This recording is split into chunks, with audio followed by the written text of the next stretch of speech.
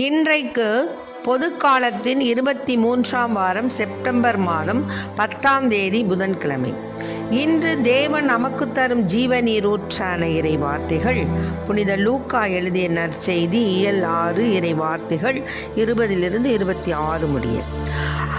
அக்காலத்தில் இயேசு சீடர் மீது தம் பார்வையை பதித்து கூறியவை: ஏழைகளே, நீங்கள் பேறு பெற்றோர், ஏனெனில் இறையாட்சி உங்களுக்கு உரியதே. இப்பொழுது பட்டினியாய் இருப்போரே, நீங்கள் பேறு பெற்றோர், ஏனெனில் நீங்கள் நிறைவு பெறுவீர்கள். இப்பொழுது அழுது கொண்டிருப்போரே, நீங்கள் பேறு பெற்றோர், ஏனெனில் நீங்கள் சிரித்து மகிழ்வீர்கள். மானிட மகன் பொருட்டு மக்கள் உங்களை வெறுத்து ஒதுக்கி வைத்து நீங்கள் பொல்லாதவர் என்று இகழ்ந்து தள்ளிவிடும்போது நீங்கள் பேறு பெற்றோர். அந்நாளில் துள்ளி மகிழ்ந்து கொண்டாடுங்கள், ஏனெனில் விண்ணுலகில் உங்களுக்கு கிடைக்கும் கைமாறு மிகுதியாகும். அவர்களுடைய மூதாதையரும் இறைவாக்கினருக்கு இவ்வாறே செய்து வந்தனர். ஆனால் செல்வர்களே, ஐயோ உங்களுக்கு கேடு, ஏனெனில் நீங்கள் எல்லாம் அனுபவித்து விட்டீர்கள். இப்போது உண்டு கொழுத்திருப்போரே, ஐயோ உங்களுக்கு கேடு, ஏனெனில் பட்டினி கிடப்பீர்கள். இப்போது சிரித்து இன்புறுவோரே, ஐயோ உங்களுக்கு கேடு, ஏனெனில் துயருற்று அழுவீர்கள். மக்கள் எல்லோரும் உங்களை புகழ்ந்து பேசும்போது ஐயோ உங்களுக்கு கேடு, ஏனெனில் அவர்களின் மூதாதையரும் போலி இறைவாக்கினருக்கு இவ்வாறே செய்தார்கள். ஆண்டவரின் அருள்வாக்கு. கிறிஸ்துவே மக்கு புகழ். தேவா, எந்த நாவிலாடும் பாடலாகவா, தேவா முந்தன் வான் புகழை பாட வரம் தா. தேவா, எந்த நாவிலாடும் பாடலாகவா, தேவா முந்தன் வான் புகழை பாட வரம் தா.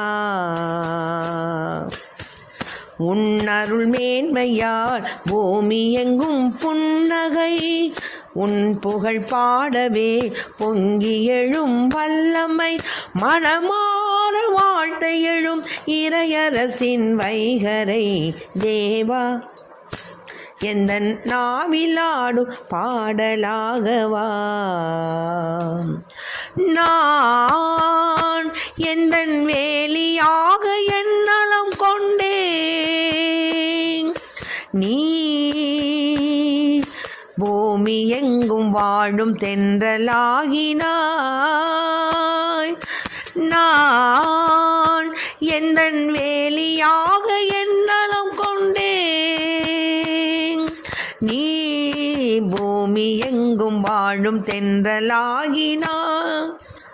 உன் மொழி காண காண உள்ளம் மலர வேண்டுமே, உன் வழி போக போக உறவு பெருக வேண்டுமே. இறையே திருவே, வாழ்வு உந்தன் கீதமாகவே.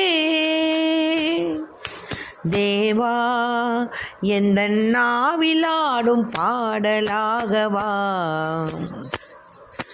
நான் சிறு கணம் எரியும் ஒளி துகளானே, நீ அதை ஏற்றி வைத்த ஒளிக்கடலானாய். உன் பணி செய்வதிலே எந்த ஆசை தீரவே, தன் தலை தியாகம் ஏற்கும் தீப வாழ்க்கை போலவே. இறையே திருவே, வாழ்வு உந்தன் கீதமாகவே. தேவா, எந்த நாவிலாடும் பாடலாகவா, தேவா உந்தன் வான் புகழை பாட வரம் தா. இன்றைக்கு நம் தேவன் தரும் ஜீவநீர் ஊற்றான இறை வார்த்தைகளை கேட்டோம். அதாவது ஏசப்பா என்ன சொல்கிறாருன்னா, ஏழைகளே நீங்கள் பேறு பெற்றோர்னு சொல்கிறார்.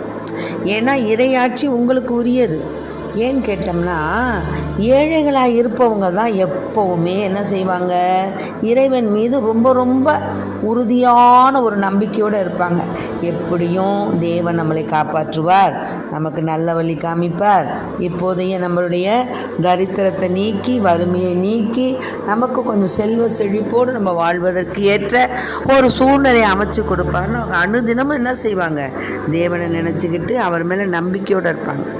இதே செல்வ சீமான்களை பாருங்களேன், அவங்க என்ன பண்ணுவாங்க, நமக்கு கிடைச்சதை வச்சுக்கிட்டு ரொம்ப ஜாலியாக அதை எப்படி செலவு பண்ணுறதுன்னு தெரியாமல் ஒரு வாட்ஸ்அப்பில் பார்த்தேன். ஒரு ஒரு அரசர் தன்னுடைய டாய்லெட்டில் கூட அந்த யூஸ் பண்ணுற அந்த ஒரு டாய்லெட் கிண்ணம் கூட தங்கத்தால் செய்யப்பட்டிருந்தலாம். பார்த்தீங்களா, அவனுக்கு எங்கே எப்படி அந்த தங்கத்தை யூஸ் பண்ணுறதுன்னு தெரியல, மிஞ்சி போனோன்னே அவனால் அப்படியெல்லாம் இருக்க முடியுது. அவன் எப்படி கடவுளை நினைப்பான்? கடவுளை நினைப்பதற்கு அவனுக்கு அந்த சந்தர்ப்பம் கிடைக்காது. ஆனால் ஏழைகளாக இருப்பவங்க என்ன பார்த்தீங்கன்னா, எப்பொழுதுமே இறைவனை நினைத்து கொண்டே இருப்பாங்க. அதுதான் அதனால் அதாவது இவர்கள்தான் தங்கள் நம்பிக்கை இறைவன் மேல் வைத்திருப்பார்கள். இருப்பதும் இயங்குவதும் இறைவனுடைய அருள் என்பதை அந்த ஏழைகள் உணர்ந்திருப்பாங்க. கடவுளுடைய ஆசிரால் தான் நம்ம இருக்கிறோம் அப்படிங்கிறத அவங்க நினச்சிருப்பாங்க. ஆனால் செல்வந்தர்கள் என்ன பண்ணுவாங்க, தங்களிடத்தில் இருக்கக்கூடிய பணத்தை வச்சுக்கிட்டு எதையும் வென்றிடலாம் அப்படிங்கிற ஒரு ஆணவத்தோடு இருப்பாங்க.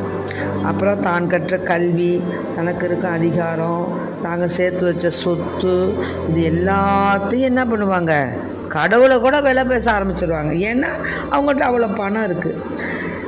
எனவே ஏழைகளுக்கு பேறுகளை வழங்கிய இயேசு செல்வந்தர்களுக்கு எதிராக என்ன பண்ணுறாரு, கண்டன குரல் எழுப்புறாரு. என்னென்னா, விவிலியத்தை புரட்டி பார்த்தா ஊசியின் காதில் ஒட்டகம் நுழைவது எளிது, ஆனால் செல்வந்தர் விண்ணரசில் நுழைவது கடினம் என இயேசு கூறியிருக்கிறார். அந்த ஊசியின் காதில் ஒட்டகம்னா, ஊசியின் காதுன்னு அந்த காலத்தில் உள்ள நினைவு, அந்த நுழைவாயிலுக்கு பேர் ஊசியின் காது. அந்த ஊசியின் காது மாதிரி இருக்கக்கூடிய அந்த குறுகுனதில் கூட ஒட்டகம் நுழைஞ்சிரும். ஆனால் செல்வந்தர்கள் விண்ணரசில் நுழைய முடியாது. அப்படி ஒரு ஓமை வாயிலாக சொல்கிறார். ஆகவே அன்பு பிள்ளைகளை, நாம் இப்போ எந்த நிலையில் இருக்கோம்? ஏழைகள் நிலையில் இருக்கோமா, செல்வந்தர்கள் நிலையில் இருக்கோமா? நம்முடைய விண்ணப்பங்களை ஆண்டவரிடத்தில் ஒப்பித்து கொண்டு இருக்கிறோமா? நம்பிக்கையோடு இருக்கிறோமா? கடவுள் மீது ஆழ்ந்த பற்றுடையவங்களாக இருக்கிறோமா? இல்லை செல்வந்தர்களை போட அகம்பாவமாக ஆணவமாக இருக்கிறோமா?